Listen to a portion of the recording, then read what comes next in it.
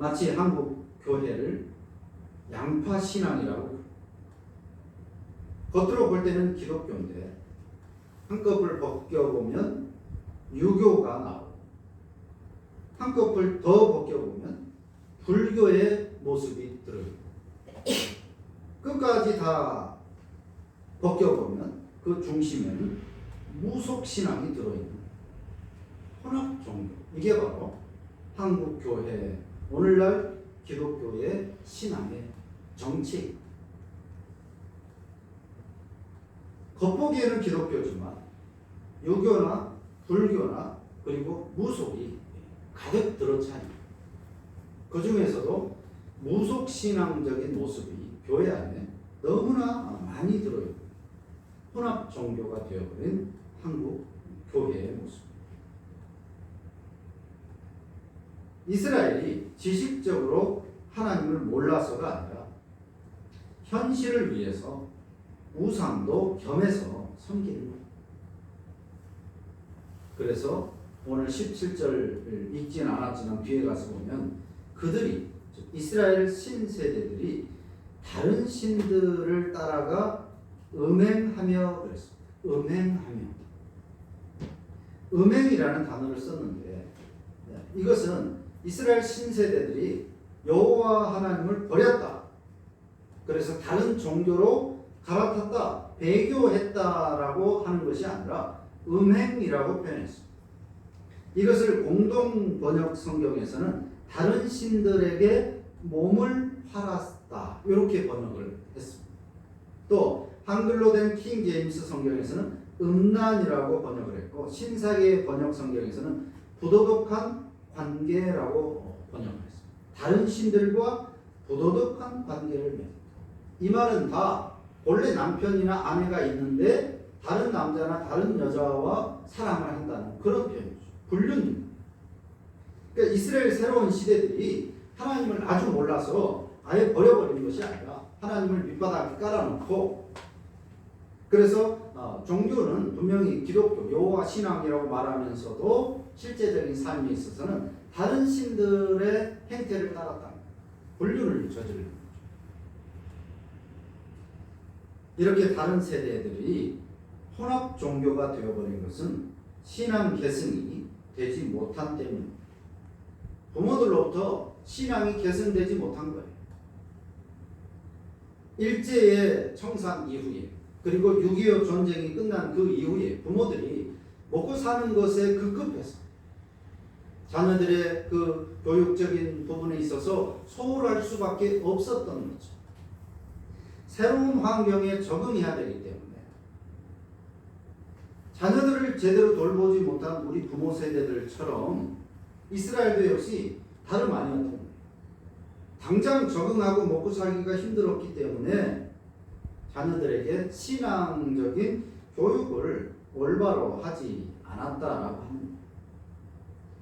우선 새로운 문화에 적응을 해야 되고, 농사 짓는 법도 배워야 되고, 또 가나안 것들보다, 이 가나안 미개한, 우리가 생각할 때 이 미개한 족속들보다는 더 우리 자식들이 잘 살아야 돼서 그래야 하나님께 영광이 되는 것이기 때문에 신앙교육은 아침으로 저녁으로 앉혀놓고 말씀을 가르치고, 또 문지방에다 액자 걸어놓고 옷에다가 끈을 달아가지고 성경 구절을 매일 보게 하고, 책이 없으니까 그때.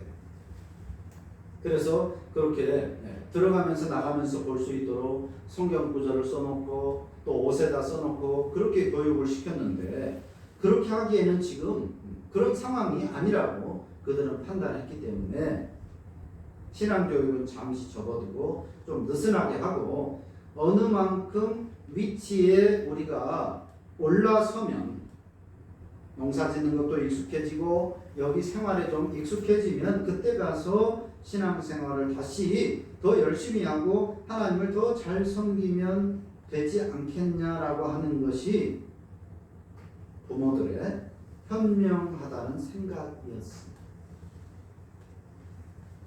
그런데 그 생각의 결과는 후손들이 현실이라는 우상 올무에 매여서 더 죽도록 고통을 당하는 삶이 되었다. 돈 좀 잘 벌어서 유산으로 남겨주면 그거 가지고 우리 자식들이 편안하게 살 수 있을 것이라고 생각을 했는데 오히려 자식들은 그 돈의 가치에 매여서 오히려 그것이 올무가 되어버린 거예요. 더 각박해지고 더 경쟁하고 이런저런 잡신들까지도 섬겨야 하는 힘든 인생이 되게 했다는 거예요. 먹고 사는 데는 문제가 없어졌는데 사는 것이 더 힘들어지고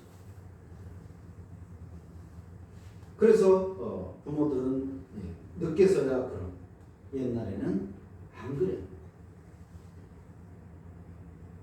더 경쟁이 되고 또 하나의 신만 섬기면 됐었는데 이 신 저 신 모든 신들을 다 섬겨야 되니까 더 힘든 인생이 돼버리구나. 사도행전에 보면 사도 바울이 전도를 하던 중에 아테네에 가보니까 온갖 신들을 섬기는 신자들이 있는 거예요. 우리가 아는 그리스 신화에 보면 많은 신들이 있는 거예요. 여기는 다른 신, 저기는 다른 신. 근데 어디 가서 보니까 거기에는 알지 못하는 신이라고 써진 그런 제단도 있었던 거예요. 그러니까 세상에 수많은 신들이 있는데 혹시라도 내가 빠뜨리면 그 신이 우리에게 노할 수도 있으니까 심지어는 모든 신들을 다 위에서 신당을 만들었지만 혹시라도 내가 몰라서 빠뜨린 신이 있을까봐 알지 못하는 신에게 제사하는 그런 신전도 따로 만들어 놓은 것을 바울이 봅니다. 인간의 연약한 모습을 보여주는 거예요. 그러니까 좀 더 편하게 더 모든 신들로부터 많은 복을 받아 살게 하려고 했는데 오히려 자녀들은 하나의 신을 섬기는 것보다 많은 신들을 섬겨야 하는 더 큰 고통에 처하게 된 거죠. 잘난 척하고 똑똑한 척하고 자식을 위하는 척은 다 했지만 오히려 자녀의 인생을 망치고 나라도 망하게 하는 결과가 되어버리고 말았습니다. 오늘 우리 한국인들에게는 절대 건드려서는 안 되는 두 가지가 있다. 그렇게 말해요. 이 두 가지는 종교도 초월하고 그 어떤 이해관계도 넘어선다라고 하는데 그 두 가지가 뭐냐면 부동산과 자녀 문제. 이 두 가지 문제에 있어서만은 그 어떤 사상이나 이론도 개입할 수 없는 거예요. 그래서 지난 정권은 부동산 문제 때문에 결국 패배하고 말았어요. 이념, 세대, 종교 다 다른 이 세 가지가 합심을 해서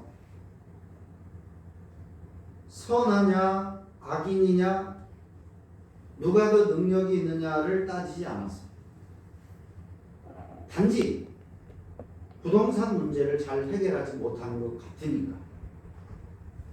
전 세계가 다 그런 상황인데도 불구하고 매스컴의 잘못된 그 가치 판단 거기에 속아서 부동산 문제 때문에 내 재산을 건드린다 혹은 내 재산이 더 내게 오는 것을 막아버린다 내게 손해가 된다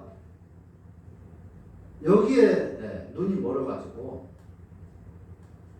종교가 무엇이냐 또 신세대냐 구세대냐 이념이 뭐냐 상관없이 한마음 한뜻이 되어서 지난 정권을 떨어뜨립니다. 누가 더 선한 사람이고 더 모자라고 악한 사람이고 능력이 있고 없고를 판단할 수는 있지만 그게 중요한 것이 아니었어요. 내 재산을 건드리는 것은 선하냐 악하냐 능력이 있느냐 없느냐 그 중요한 게 아니에요. 그래서 정권을 바꾼 거죠. 자, 새로 바뀐 정부에 지금 100일도 안 됐지만 수많은 문제들이 지금 들어서고 있습니다. 그런데 이런 상황에서 누구도 목소리를 내거나 그리고 비난이나 비판을 하지 않았어요. 소수를 제외하고. 그렇게 잠잠하다가 하나의 문제가 대두가 됐습니다. 바로 5살 입학 문제, 자녀 문제. 그랬더니 며칠 전 투표해 보니까 여기에 대해서 반대하는 국민이 98%다. 이런 듣도 보도 못한 투표 결과가 나왔습니다. 이거 공산주의 국가에서도 없는 투표입니다. 자녀의 문제가 대두되니까 역시 마찬가지로 종교가 뭐냐, 세대가 뭐냐, 이념이 뭐냐와 상관없이 한 마음, 한 뜻이 된 겁니다. 일치단계라는 것이 문제는 아닌데 생각의 그 밑바닥에 깔린 사고는 아주 심각한 지경인 거죠. 비신자들은 그렇다 치지만 기독교 신자라는 사람들의 생각 밑바닥에 하나님이 없다라고 하는 사실. 인간이라면 누구라도 현실을 중시하고 자신을 신으로 섬기는 것이 본성에 부합한 것이지만 그렇게 사는 것이 당연하지만 그리스도인이라고 한다면 하나님이 모든 것의 근본이고 하나님이 절대 우선인 사람. 이게 바로 그리스도인인 거예요. 바꿔 말하면 오직 성경 신앙을 가진 사람이 곧 그리스도인인 거예요. 그런데 평상시에는 그렇게 또 그런 척 살다가 부동산, 곧 돈 문제나 자녀 문제에서만큼은 하나님도 성경도 그 절대적인 자리에서 내팽개치는 그런 사람이라고 한다면 참 신자라고 말할 수가 없는 겁니다. 모든 것의 근본이 된다는 의미에서 성경이 가장 밑바닥에 있는 것이 아니라 내 편의대로 활용할 수 있다는 의미로 밑바닥에 두는 것이라면 거짓 신자고 나를 신으로 섬기는 우상 숭배자에 불과하다라고 말할 수밖에 없는 것입니다. 우리 시대가 불행한 근본 원인은 그 어떤 무엇 때문이 아니라 우리 세대가 하나님을 알지 않기 때문인 거예요. 몰라서가 아니라 알려고 하지 않기 때문에. 알지만 그렇게 살려고 하지 않기 때문에. 현실에서 그것이 그 신앙이 전혀 작동을 하지 않기 때문에. 교회들이 하나님을 목적이 아니라 수단으로 취급하는 것이고 이미 한국 교회 사회는 분리하기 어려운 혼합신앙이 되어버리고 말았어요. 적당히 붙어 있어서 뗄 수 있는 것이 아니라 너무나 깊숙이 달라붙어 버려서 이제는 한국 교회 안에서 혼합신앙, 불순물을 떼어낼 수 없는 지경이 되고 말았어요. 살점이 떨어져 나갈 것이거든요. 적당히 때가 있으면 벗겨낼 수 있지만 그게 살 속으로 파고들어 버렸기 때문에 한국 교회의 혼합신앙은 이제 더 이상 분리해낼 수 없는 그런 상황이 되었습니다. 하나님을 믿는다라고 말하지만 이 땅에 수많은 교회들이 있고 오늘도 수많은 신자들이 하나님을 예배한다라고 말하면서도 현실에서는 세상을 사랑하는 불륜을 자행하고 있기 때문에 오늘 우리 사회가 이렇게 불행한 사회가 됩니다. 지금 우리의 삶을 성경 거울에 비추어서 실체를 파악해야 됩니다. 나는 내 모습이 이렇다라고 생각했는데 내 신앙이 정당하고 정상적이고 성경적이라고 생각했는데, 그런데 성경 말씀에 제대로 비추어 보니까 이건 흉측한 괴물인 것이다 라고 하는 이 사실을 우리가 깨달아야 돼요. 성경을 올바로 배울 필요가 있다는 것입니다. 내 마음 깊은 중심에 자리하고 있는 우상들을 제거하고 구석에 처박힌 내팽개쳐진 하나님을 그 중심 속에 다시 모셔야 됩니다. 이것이 하나님을 저변에 둔다는 이야기고 성경이 내 삶의 근본이라고 하는 이야기. 그렇지 않으면 어떤 말로 신앙을 표현하든지 아무 상관이 없는 거죠. 실제의 삶에 있어서 전혀 작용하지 않는다면 그의 하나님은 죽은 하나님인 것이고 그의 성경은 이미 사문화된 불쏘시개도 할 수 없는 것이 되고 마는 것입니다.